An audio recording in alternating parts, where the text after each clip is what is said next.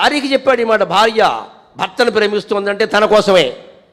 భర్త కోసమని పైకి చెప్తారు, అది వేరే విషయం. అది ఆలోచించుకుంటే తన కోసమే. భర్త కూడా ఇంత ప్రేమించా అంత ప్రేమించా పోయిందని ఇక్కడ ఏడుస్తూ కూర్చోండి. ఎందుకు ప్రేమించామంటే ఏం చెబుతున్నాడు ఆయన? అన్నీ చేసి పెట్టేదండి, అన్నీ చూసి పెట్టే అంటే నీ ప్రేమలో షరతులు ఉన్నాయి. గమనింతురుగాక యువతరం ప్రధానంగా, షరతులు ఉన్నది ప్రేమ కాదు, అది ఇష్టం.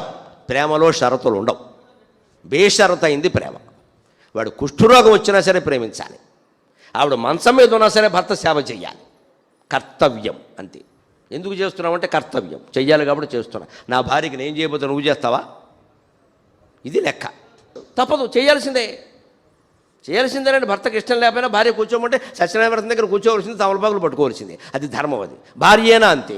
నాకు ఇష్టం లేదు కాబట్టి చేయనంటే కుదరదు. అది బంధం అంటే అంతే. నీ ఇష్టాలు అయిష్టాలు పక్కన పెట్టి కర్తవ్యాన్ని నిర్వహించడమే ధర్మం. అదే గొప్పది.